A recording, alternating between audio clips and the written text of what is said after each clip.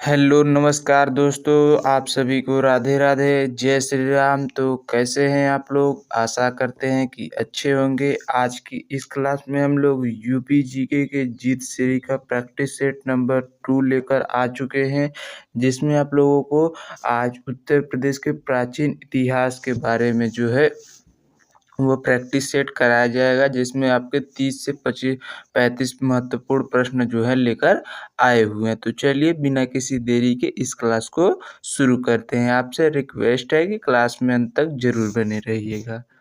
तो अपने पहले प्रश्न की तरफ बढ़ते हैं। तो आज का हमारा पहला प्रश्न है कि उत्तर प्रदेश में कहाँ पूरा पाषाण काल, मध्य पाषाण काल और नव पाषाण काल तीनों अवस्थाएं पाई जाती है? मानपुरा में, बेलन घाटी में, मांडी गांव में या फिर आलमगीरपुर में? तो कहाँ पर जो है पूरा पाषाण काल हो या फिर मध्य पाषाण काल हो या फिर नव पाषाण काल हो, तीनों के जो है साक्ष्य कहाँ यानी अवस्थाएं कहाँ देखने को मिलती हैं, आया आपको प्रश्न है। तो ये आपका जो है वो कहाँ पर मिलता है? तो बेलन घाटी जो है यहाँ पर जो है ये तीनों देखने को मिलती है। कहाँ पर? बेलन घाटी। बेलन घाटी कहाँ पर अवस्थित है? तो बेलन घाटी मिर्जापुर क्षेत्र में स्थित है। ये तीनों पाषाण काल का क्रमिक विकास देखने को मिलता है। यहाँ से क्या, तीनों जो पाषाण काल है उसका क्रमिक विकास कहाँ से देखने को मिलता है? तो आपके जो है वो मिर्जापुर के जो है क्षेत्र से मिलता है। वहीं बात करें लोहंदा नाला से हड्डी की बनी हुई मातृ देवी की मूर्ति भी मिली है। लोहंदा नाला से जो है हड्डी की बनी हुई मूर्ति कहाँ से मिली है? तो मिर्जापुर क्षेत्र में जो है लोहंदा नाला है, वहाँ से हड्डी की बनी हुई मातृ देवी की मूर्ति मिली है। आलमगीर की बात करें तो आलमगीरपुर से जो है वो धान की खेती के साक्ष्य जो है वो प्राप्त हुए हैं। इसी के साथ अगले प्रश्न की तरफ बढ़ते हैं। अगला प्रश्न हमारा है कि निम्नलिखित में से किस स्थान पर उत्तर हड़प्पाई लोग कपास भी उपजाते हैं? उत्तर हड़प्पाई लोग जो है कपास भी उपजाते हैं, या कौन से स्थान पर है? कैराना में है, भटपुरा में है, आलमगीरपुर में है या फिर सोख में है? तो कौन से स्थान से? तो आलमगीरपुर में जो है ये कपास भी उगाते हैं, जो मेरठ ने पड़ता है। यह हिंडन नदी के किनारे पर अवस्थित है। हड़प्पा सभ्यता का सबसे पूर्वी स्थल भी जो है, सबसे पूर्वी स्थल की बात की जाए तो कैराना शामली में अवस्थित है। कौन सा? कैराना जो है शामली में अवस्थित हड़प्पा सभ्यता का सबसे पूर्वी स्थल है। आलमगीरपुर ही है सबसे पूर्वी स्थल है। वही बात करें, यह हिंडन नदी के किनारे अवस्थित है। यहाँ सूती कपड़े के साक्ष्य जो है वो प्राप्त हुए थे। इसी के साथ अगले प्रश्न की तरफ बढ़ जाते हैं। अगला प्रश्न हमारा है कि निम्नलिखित में से कौन सा स्थल जो है उत्तर प्रदेश के इतिहास को हड़प्पा काल से जोड़ता है? हड़प्पा काल से कौन सा जो है स्थल जोड़ता है? आलमगीरपुर जोड़ता है, बेलन घाटी जोड़ता है, अतरंजी खेड़ा जोड़ता है या फिर राजघाट जोड़ता है? तो उत्तर प्रदेश को जो है इतिहास में हड़प्पा काल से आलमगीरपुर जोड़ता है। कौन जोड़ता है? तो आलमगीरपुर जो है वो हड़प्पा काल से जोड़ता है, क्योंकि यहाँ से जो है धान के खेती के साक्ष्य जो है प्राप्त हुए थे। क्या प्राप्त हुए थे? तो चावल के साक्ष्य कहाँ से प्राप्त हुए? तो आलमगीरपुर से प्राप्त हुए थे। अतरंजी खेड़ा की बात करें तो एटा जनपद में अवस्थित है। वहीं आपका हुलास जो है वो हड़प्पा सभ्यता से संबंधित है, वो सहारनपुर में अवस्थित है। हुलास सहारनपुर में है, हड़प्पा कालीन स्थित। और अतरंजी खेड़ा से यहाँ के धान की खेती के साक्ष्य भी मिले थे। आलमगीरपुर की बात करें तो सिंधु घाटी सभ्यता का यह महत्वपूर्ण केंद्र था। इसी के साथ अगले प्रश्न में बढ़ते हैं। अगला प्रश्न हमारा है कि उस वैदिक काल में उत्तर प्रदेश को किस नाम से जाना जाता था? उत्तर वैदिक काल जो है उसमें उत्तर प्रदेश के क्या उत्तरांचल के नाम से, संयुक्त राष्ट्र के नाम से, ब्रह्म ऋषि देश के नाम से या फिर उत्तरा पथ के नाम। तो उत्तर वैदिक काल में जो है उत्तर प्रदेश को जो है ब्रह्मऋषि देश के नाम से जाना जाता था। किस देश के नाम से? ब्रह्मऋषि देश के नाम से जाना जाता था। रामायण और महाभारत काल में जो है इसे मध्य देश के नाम से जानते थे। किस देश के नाम से जानते थे? मध्य देश जो है इसके कहा जाता था। और आर्य संस्कृति का प्रमुख केंद्र जो है उत्तर प्रदेश ही रहा है। इसी के साथ अगले प्रश्न की तरफ बढ़ते हैं। अगला प्रश्न हमारा है कि उत्तर वैदिक काल का सर्वोपरि वैशिष्ट सूचक मृतभांड कौन सा है? वैशिष्ट सूचक मृतभांड की बात की जाए तो लाल मृतभांड है, काली पोत है, चित्रित धूसर या फिर काला और लाल है। तो जो है सर्वोपरि वैशिष्ट सूचक मृतभांड कौन सा है? तो सर्वोपरि जो मृतभांड है उसकी बात की जाए तो वो कौन सा मृतभांड है? तो आपका चित्रित धूसर मृतभांड जो है वो है। कौन सा? चित्रित धूसर जो मृतभांड है वो इसका सूचक मृतभांड है। इस काल के बर्तन पर चित्रकारी की जाती है। जो प्राचीन मृतभांड थे इन पर क्या की जाती थी? चित्रकारी का कार्य जो है वो किया जाता था। इसी के साथ अगले प्रश्न में बढ़ते हैं। अगला प्रश्न हमारा है कि वाल्मीकि का आश्रम ब्रह्मावत उत्तर प्रदेश में किस स्थान पर स्थित है? क्या विठूर में है, नैमिषारण्य में है, कर्नरवल में है, कनखल में है या फिर प्रयाग में है? तो जो है ब्रह्मावर्त जो है उत्तर प्रदेश के किस स्थान पर स्थित है जो वाल्मीकि का आश्रम था? तो ब्रह्मावर्त की बात करें तो ये आपके विठूर कानपुर में अवस्थित है। कहाँ पर? विठूर कानपुर में अवस्थित है। यह कानपुर के समीप गंगा नदी के किनारे पर जो है स्थित है। नैमिषारण्य को जो है ऋषियों की भूमि भी कहा जाता है। प्रयाग में हर वर्ष जो है माघ मेला लगता है और 12 वर्ष पे जो है कुंभ मेला का आयोजन किया जाता है। इसी के साथ अगले प्रश्न में बढ़ते हैं। अगला प्रश्न हमारा है कि रामायण की कथा कौशल राज्य के किस वंश से संबंधित है? रामायण की जो कथा है वो कौशल राज्य के कौन से वंश से संबंधित है? इक्ष्वाकु वंश से, कुरु वंश से, यदु वंश से या फिर गांधी वंश से? तो जो है रामायण की कथा इक्ष्वाकु वंश से संबंधित है क्योंकि इक्ष्वाकु वंश के भगवान राम थे। यह वंश सूर्य वंश के नाम से भी विख्यात है। भगवान श्री राम इसी वंश के प्रतापी राजा थे। यदु वंश की बात करें तो यदु वंश में जो है भगवान श्री कृष्ण का जन्म हुआ था। किसका जन्म हुआ था? भगवान श्री कृष्ण का। इसी के साथ अगले प्रश्न में बढ़ते हैं। अगला प्रश्न है कि भारतीय उपमहाद्वीप में कृषि के प्राचीनतम साक्ष्य कहाँ से प्राप्त हुए? तो कृषि के प्राचीनतम साक्ष्य कोल्हडीहवा से, लहुरा देव से, मेहरगढ़ या फिर टोकवा से? तो जो है कृषि के प्राचीनतम साक्ष्य की बात की जाए तो कहाँ से प्राप्त हुए हैं? प्राचीन साक्ष्य जो बात की जा रही है तो प्राचीन साक्ष्य जो है वो कहाँ से प्राप्त हुए आपको ये बताना है। तो प्राचीन साक्ष्य जो है लहुरा देव से प्राप्त हुए। कहाँ से? लहुरा देव जो है वहाँ से ये प्राचीन साक्ष्य प्राप्त हुए जो संत कबीर नगर में स्थित है। कोल्हडीहवा से जो है धान के प्राचीनतम साक्ष्य जो है वो प्रयागराज में अवस्थित है, यहाँ से प्राप्त हुए हैं। इसी के साथ अगले प्रश्न की तरफ बढ़ते हैं। अगला प्रश्न हमारा है कि अहिच्छत्र निम्नलिखित में से किस महाजनपद की राजधानी है? तो अहिच्छत्र की बात की जाए क्या पांचाल की है, कुरु की है, कौशल की या फिर सुरसेन की है? तो अहिच्छत्र जो है वो किसकी जो है राजधानी है? तो अहिच्छत्र आपको ये बताना है एक कौन से अहिच्छत्र जो है वो इनमें से किसकी राजधानी है? तो अहिच्छत्र जो है वो पांचाल की राजधानी है। किसकी राजधानी है? पांचाल की। पांचाल की 2 राजधानियां थी। अहिच्छत्र बरेली साइड की थी और काम्पिल्य भी थी जो फर्रुखाबाद में स्थित है। वहीं बात करें कुरु की राजधानी इंद्रप्रस्थ थी, कौशल की राजधानी साकेत थी और सुरसेन की राजधानी जो थी वो मथुरा थी। पांचाल की दूसरी राजधानी काम्पिल्य थी। अहिच्छत्र बरेली में स्थित है और जो काम्पिल्य है वो फर्रुखाबाद में है।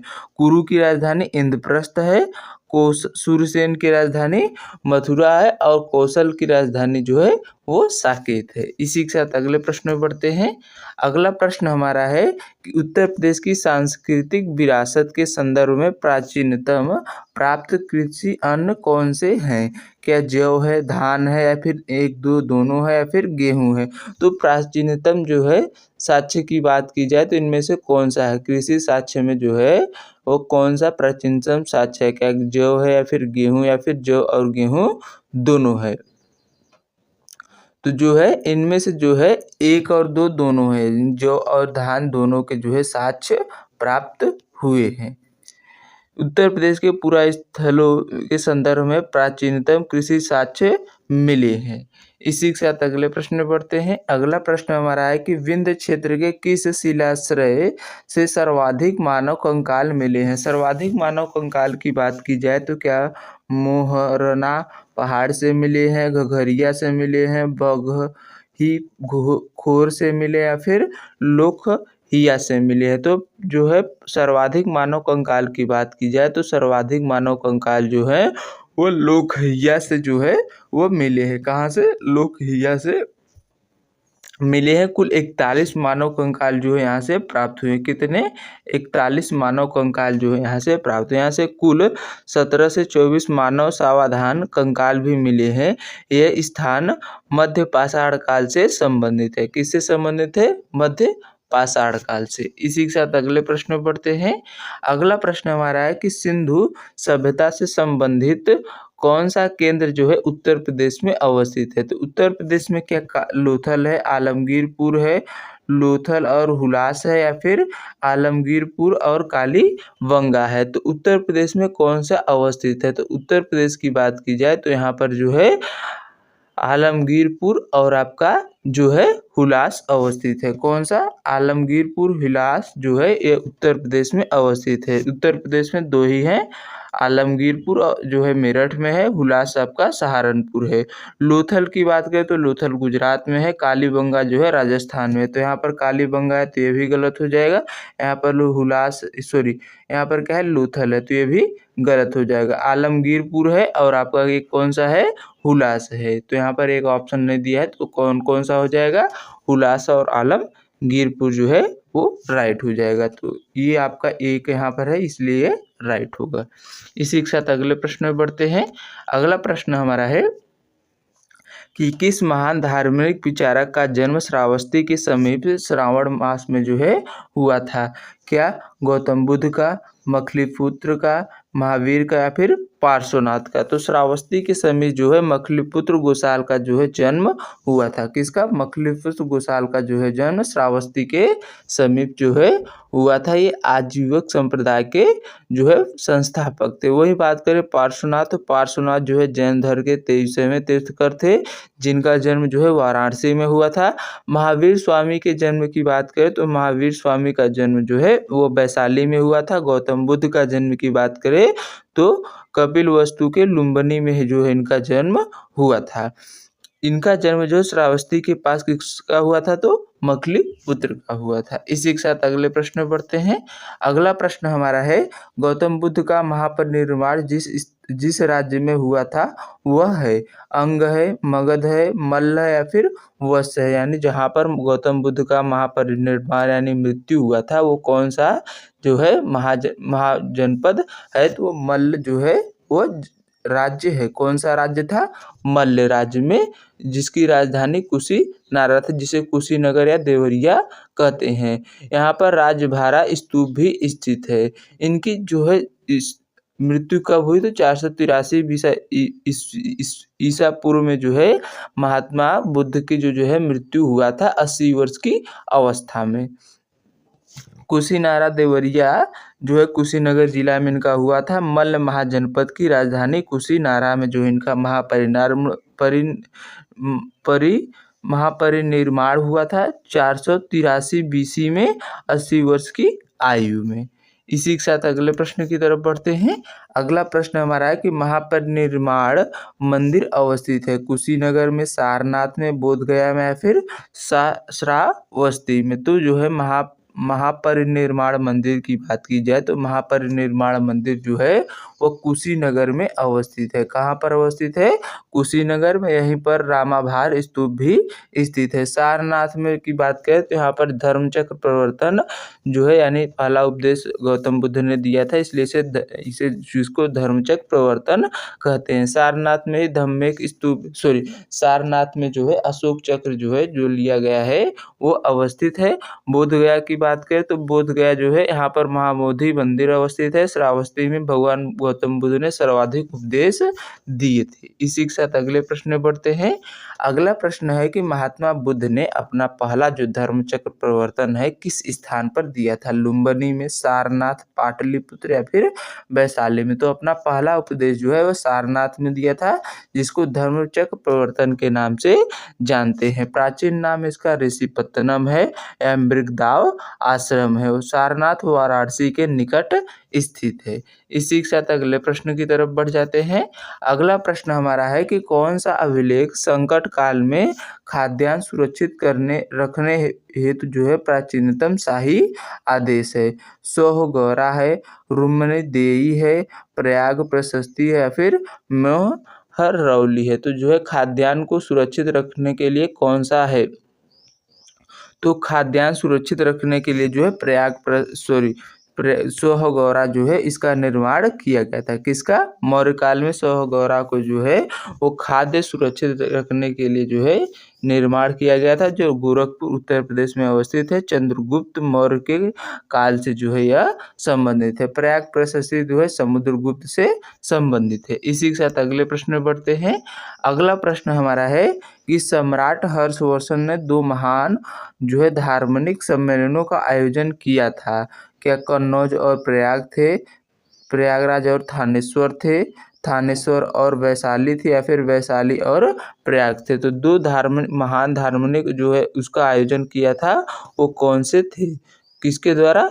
तो सम्राट अशोक के द्वारा जो है इसका आयोजन कराया गया था। किसके द्वारा? सम्राट हर्षवर्धन के द्वारा कराया गया था ना। तो आपका कन्नौज और प्रयागराज में था। कौन सा था? कन्नौज और प्रयागराज था। कन्नौज की राजधानी इनकी थी। प्रयाग में महामोक्ष परिषद की आयोजन होता था। इसी के साथ अगले प्रश्न की तरफ बढ़ते हैं। अगला प्रश्न हमारा है कि गौतम बुद्ध का महापरिनिर्वाण जिस राज्य में हुआ था वह है? अंग है, मगध है, मल्ल है या फिर वत्स? दोबारा रिपीट हो गया, यह मल्ल जनपद है। देवरिया वर्तमान में पड़ता है कुशीनगर जिले में। मल्ल महाजनपद की राजधानी कुशीनारा है। 483 BC में 80 वर्ष की अवस्था में इनकी मृत्यु हुई थी। इसी के साथ अगले प्रश्न में बढ़ते हैं। अगला प्रश्न हमारा है कि महात्मा बुद्ध ने अपना पहला धर्मचक्र किस स्थान पर दिया था? तो सारनाथ में दिया था। इसी के साथ अगले प्रश्न में बढ़ते हैं। अगला प्रश्न हमारा है कि बुद्ध ने सर्वाधिक उपदेश जो है वो कहाँ पर दिए थे? तो बुद्ध ने सर्वाधिक उपदेश वैशाली में, श्रावस्ती में, कौशाम्बी में या फिर राजगिरी में? तो बुद्ध ने सर्वाधिक उपदेश जो है वो श्रावस्ती जनपद में दिया था। किस जनपद में? श्रावस्ती में। श्रावस्ती जो है कौशल महाजनपद की राजधानी है। इसका मुख्यालय भिनगा है। बुद्ध ने यहाँ पर 11 वर्षों तक जो है 11 वर्ष यहाँ पर बिताए थे। इसी के साथ अगले प्रश्न में बढ़ते हैं। अगला प्रश्न हमारा है कि सूची 1 को सूची 2 से मिलाना है। तो श्रावस्ती क्या है? संभवनाथ से संबंधित है। वही बात करें काकंदी जो है वो सुविधि नाथ से संबंधित है। अयोध्या की बात करें तो ऋषभनाथ से है। और पहोसा जो है वो 15 भाव से जो है वो संबंधित है। इसी के साथ अगले प्रश्न की तरफ बढ़ जाते हैं। अगला प्रश्न हमारा है कि प्रभासगिरी जो है जिनका तीर्थ स्थल है वो बौद्ध हैं, जैन हैं, शैव हैं या फिर वैष्णव हैं? जो प्रभासगिरी है वो किस धर्म से संबंधित है ये आपको बताना है। तो प्रभासगिरी की बात की जाए तो प्रभासगिरी आपके जो है जैन धर्म से संबंधित है। कौन से धर्म से? जैन धर्म से। यह कौशाम्बी जिले में स्थित है। यह पभोसा जो है यानी प्रभास जिसको प्रभासगिरी कहते हैं, इसका गठन की बात की जाए तो इसका गठन जो है 4 अप्रैल सन 1997। इसका मुख्यालय मंझनपुर में है। यह 6वें जैन तीर्थकर पद्मा प्रभु से संबंधित है। इसी के साथ अगले प्रश्न की तरफ बढ़ते हैं। अगला प्रश्न हमारा है कि उत्तर प्रदेश में कहाँ पर? उत्तर प्रदेश में बौद्ध और जैनियों दोनों का तीर्थ स्थली कौन सा है? सारनाथ है, कौशाम्बी, कुशीनगर या फिर देवीपाटन। तो दोनों का जो है वो कौशाम्बी जनपद जो है वो तीर्थ स्थली है।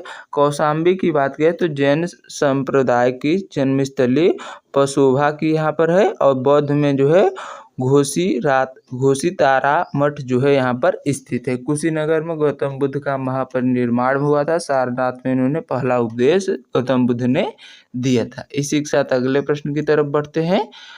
अगला प्रश्न हमारा है कि कौन सा अभिलेख जो है संकट काल हेतु खाद्यान्न सुरक्षित करने का प्राचीनतम है? तो ये आपका सौगौरा अभिलेख है जो मौर्य काल से संबंधित है। इसी के साथ अगले प्रश्न बढ़ते हैं। अगला प्रश्न हमारा है कि कनिष्क के सारनाथ बौद्ध प्रतिमा अभिलेख किस तिथि का है? तो 78 ईसा पूर्व का है, 81 ईसा पूर्व का है, 98 ईसा पूर्व या फिर 121 ईसा पूर्व का। तो कनिष्क के सारनाथ बौद्ध प्रतिमा का अभिलेख की तिथि की बात करें तो 81 ईसा पूर्व का जो है यह है। यह मथुरा कला का स्वर्ण काल भी इसको कहा, कनिष्क के समय को जो है मथुरा कला का स्वर्ण काल भी कहते हैं। इसी के साथ अगले प्रश्न बढ़ते हैं। अगला प्रश्न हमारा है कि पुष्यमित्र सिंह ने 2 अश्वमेध यज्ञों की जानकारी किस लेख से मिलती है?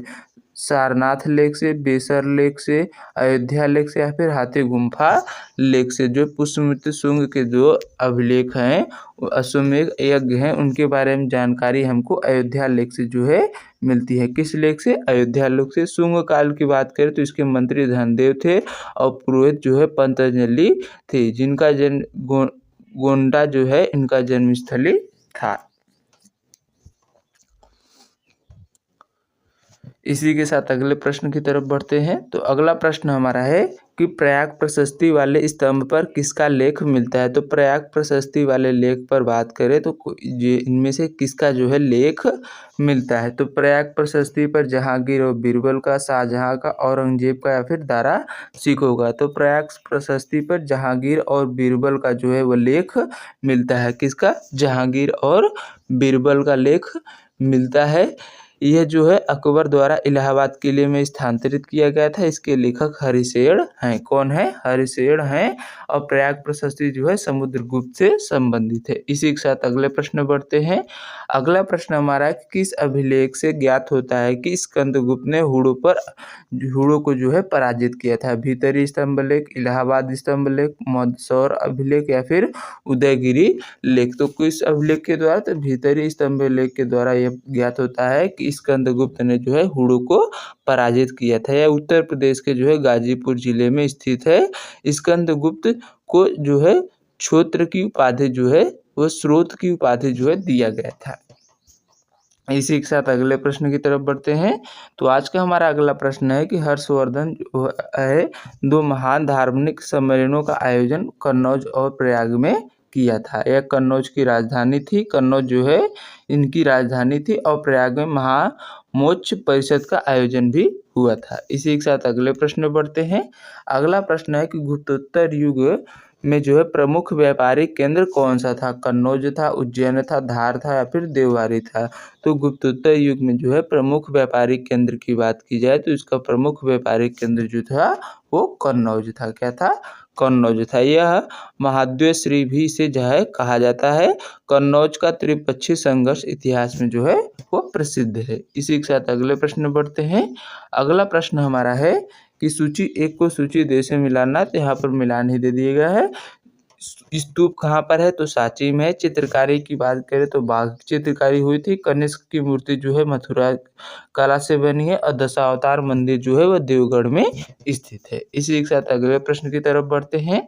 अगला प्रश्न हमारा है कि हर्षवर्धन ने किस नगर को अपनी राजधानी बनाया था? थानेश्वर को, कन्नौज को, उन्नाव को या फिर मेरठ को? तो हर्षवर्धन ने किसको अपनी राजधानी बनाया था? तो थानेश्वर को जो है अपनी राजधानी जो है हर्षवर्धन के द्वारा बनाया गया था। थानेश्वर से कन्नौज स्थानांतरित राजधानी की गई थी। इसे कन्नौज का राजधानी वर्चस्व बढ़ा था। इसी के साथ अगले प्रश्न की तरफ बढ़ते हैं। तो आज का ये प्रश्न यहीं पर समाप्त होते हैं। इस प्रैक्टिस सेट आप लोगों को कैसा लगा कमेंट करके ज़रूर बताइएगा और इसकी पीडीएफ आपको हमारे टेलीग्राम चैनल पर मिल जाएगी, वहाँ से जाकर इसको डाउनलोड कर सकते हैं। तो चलिए मिलते हैं नेक्स्ट क्लास में, तब तक के लिए अपना ध्यान रखिए। आज के लिए बस इतना ही। जय हिंद, जय भारत।